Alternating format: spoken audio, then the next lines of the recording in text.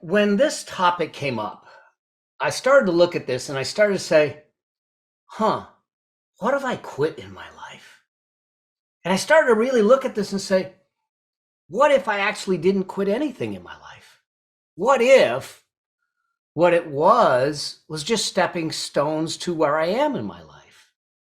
And maybe looking at it through the eyes of everything we do is to move us forward. Everything we do is to progress us. Everything we do, whether it comes to us in a challenge or a battle or greatness, is to move us forward to where we truly belong. Here's what I think happens is that when we come at life with a curiosity bent, we come at life with the idea of growth.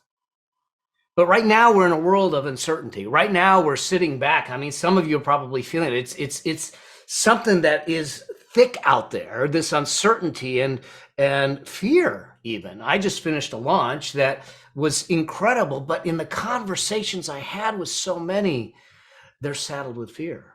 They're saddled with stress. They're saddled with anxiety. And what happens is that I think when we start to come at things from a place of neediness, or a place of insecurity. Neediness leads to stress. Insecurity leads to anxiety, but curiosity leads to growth. And I would ask you, I would invite you to start to look at things and say, can I get curious? Because quitting actually isn't hard, but letting go is. And sometimes we have to let go of what was to bring in what is and what was meant to be. I remember this coming in to me at one point. I was in a relationship with a wonderful, wonderful lady. It's not my wife, but we weren't right for each other. Maybe you've been in that space. We were not a good match. I couldn't give her what she needed without giving up on my dreams, and she couldn't give me what I needed without giving up on her security. And so there was this friction there. And we stayed in a relationship for 4 years. It was loving, but it was tense. Now we're still dear friends. She's married now to a wonderful man that I know. But I remember a friend looking at me and he says, how long are you going to allow that person to occupy the space in your heart and your life that's meant for someone else? And then he turns around and he says, better yet, how long are you going to occupy the space in her heart and her life that's meant for someone else? And I think that we need to start to evaluate, and Jenna took you through a wonderful framework to look at this, how this is, but I want to look at this through the eyes of growth, through the eyes of transition, to move on to bigger places. I first wanted to look at this through the eyes of, okay, when I changed, and I want to look at it and say it's change versus quitting. When I changed something, what was the catalyst? What was the motivator in there? And I think that there's 5 motivators that cause us to start to look at things and say, maybe I need to change some things. Okay. And so I'm gonna jump to the iPad and do this. I want to come at this from the spirit of growth, not leaving things behind. I don't want you trying to figure out how you're going to exit and leave friends and leave relationships and leave. I mean, there may be a time for that, but let's just figure out where the richness in your life comes from, because it's in that richness. And richness isn't about money. Richness is about how you experience it, how you feel life, and that's one of the critical outcomes to affluence, is to live a richer life. Whether you're an employee or whether you're an entrepreneur, whether you're a mother, a father, a sibling, richness is in the way you take it in. And so one of the first things that I realized is that at the core, do I need to change because my values? Now, my guess is that pretty much everyone on this training has done a values exercise, but there are so many people that don't intentionally define their values.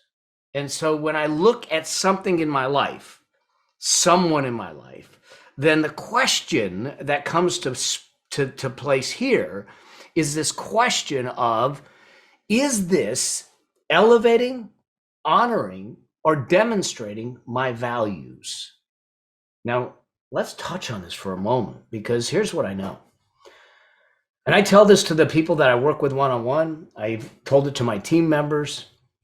And I said, I don't want to hear about the priorities. I don't really want to hear about the values, because I can see them.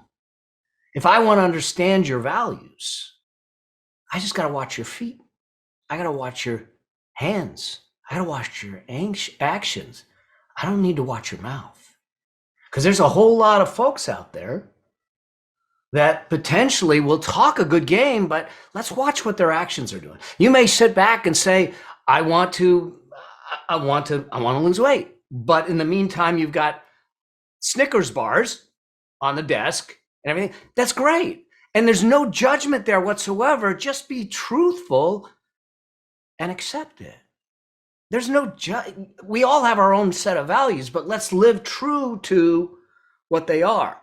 And sometimes things happen in life that allow us to start to reevaluate values, to start looking at things through a different set of eyes, to say, what I thought I was doing back then, I thought was right. It felt right. And so I did it.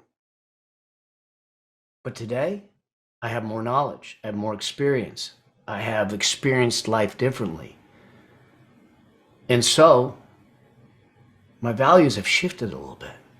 And therefore, I need to stay in alignment with those values. When we live in conflict with our values, we create stress in our life. Stress is another form of distress. Distress causes illness. Joy comes from living in alignment with those values. Here's another question. It's a sub-question of this that you can ask here. And hopefully this is hitting with you, because what we want to do is at the end of the day, ask this question. Do I have a sense of pride for how I showed up today? Do I have a sense of pride for how I showed up today? And just allow it to inform you, not for judgment purposes, but to inform you. Say, if the answer is no, then maybe why? What is it that I should be looking at differently? How should I be looking at differently? Should I maybe do something different? If I did something, I had an interaction with someone yesterday that I actually wasn't proud of. I wasn't. And I made sure that the first thing this morning, I think I woke him up.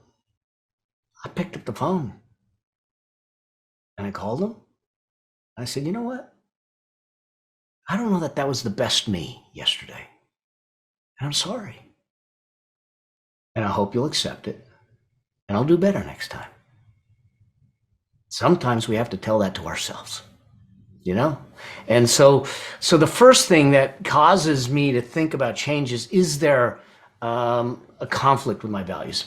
This can be your day for personal growth. This can be that day you committed to and you remember and you go, that was the day I got myself a community. I got better coaches. I committed to making my life the absolute best that I could. This is that day. Make today your growth day. Click the button on this page and sign up right now.